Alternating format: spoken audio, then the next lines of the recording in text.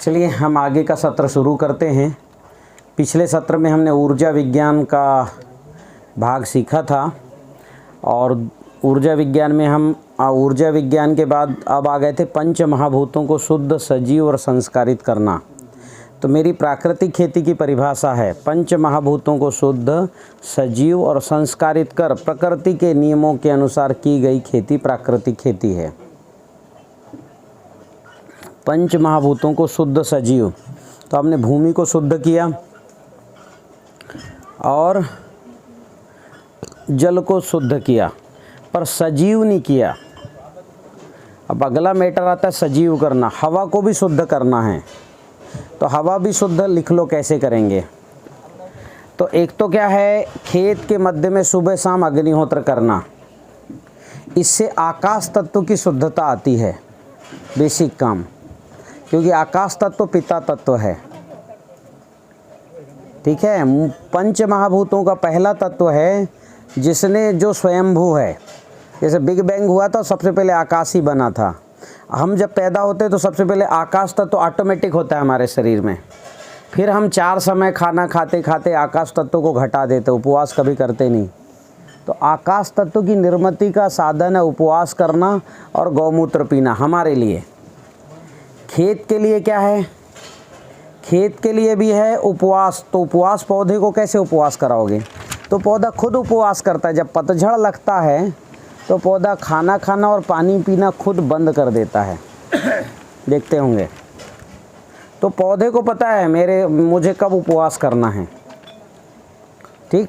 लेकिन आकाश तत्व तो ठीक रहे, इसके लिए अग्निहोत्र सुबह शाम करना और वायु ठीक रहे। तो दुर्गंध हमारे खेत में कहीं से आना नहीं चाहिए, क्योंकि दुर्गंध बह के आएगा तो फंगस के स्पोर आएंगे ही। इसलिए कोई भी घोल बनाओ, आजकल ये बहुत बड़ी परंपरा शुरू हो गई है ऐसा कि छाछ को रख दो तांबा डाल के, पता नहीं क्या करते हैं, और वो 1 महीने बाद इतना दुर्गंध आता है कि नहीं आता है। तो ये उठपटांग काम शुरू कर दिए, पता नहीं कौन ने कहाँ से बता दिया, एक तांबा डाल दो।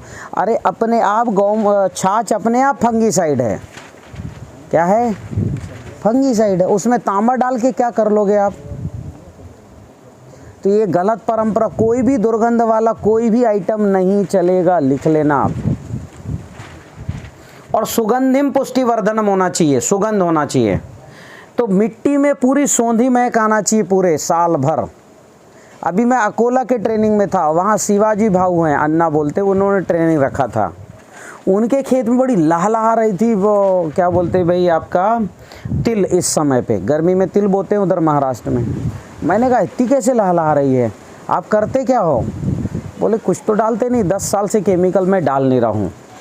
वो भी पहले डालते थे बेसन का घोल, फंगस आए तो बंद कर दिए, 10 साल पहले की बात कर रहा हूँ मैं। अब वो कुछ नहीं डालते, उनकी पानी बहुत अच्छी है। तो मैंने कहा ऐसा हो नहीं सकता कि इतनी अच्छी लहला रही है। गए तो भरी गर्मी में 2 बजे उनका जो खेत की मिट्टी में सौंधी महक आ रही थी, जैसे किसी ने हींग और हवन की चीज़ भर दी हो भरी गर्मी में। तो मेरे जिन किसानों ने भूमि उपचार किया मेरे से जुड़े, उन सारे किसानों के यहाँ मिट्टी में पूरे साल भर सौंधी महक आती है। कब, पूरे साल। अभी आपके अनुभव होगा जब बारिश होती है तब ही सौंधी महक आती होगी, बाकी कुछ नहीं आती मिट्टी, ना खुशबू ना बदबू। भले कि जिसने बेसन का घोल डाल दिया तो बदबू आती है फिर उसमें, तो खुशबू आना चाहिए। अभी कृत्रिम तौर से खुशबू बढ़ाने का एक उपाय मैंने डेवलप किया, गंध चिकित्सा उसका नाम है।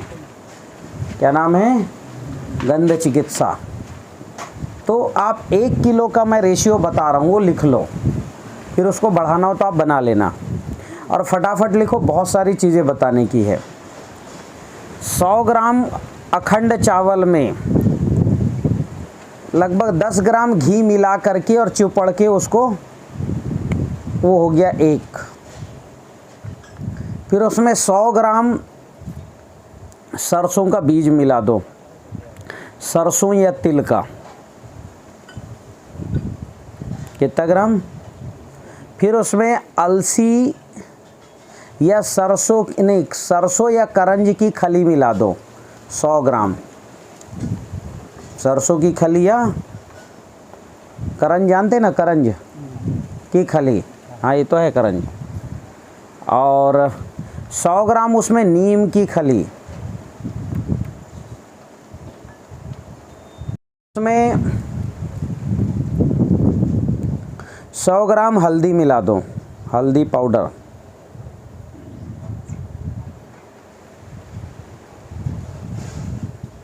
20 ग्राम हींग,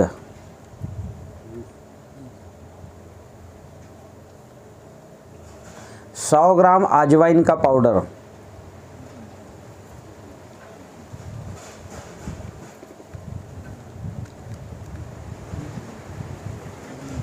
100 ग्राम कोई भी सुगंधित द्रव्य मिला देना, जैसे नागर मोथा होता है। अच्छा, नागर मोथा जानते हो ना, पंसारी क्या मिलता है। 100 ग्राम वायविडंग, वायविडंग जानते हो, वायविडंग, हाँ ये मिला दो बढ़िया। और आपको क्या करना है, सबसे पहले देखो वो एक आता है ना, वैसे तसले में हमने ऐसा तार बांध लिया और ऐसे ऊपर पकड़ने का बना लिया, तसले में कंडे जला दो, पहले 4 बूंद घी डाल देना। क्या डालना, हाँ, और वहाँ पर जो है अग्नि, वायु, सूर्य और प्रजापति का आह्वान करना। अच्छा, अभी ये आह्वान करने का गणित नहीं बताया आपको मैं ना, कि जितने भी सूक्ष्म हैं देव, इनको आप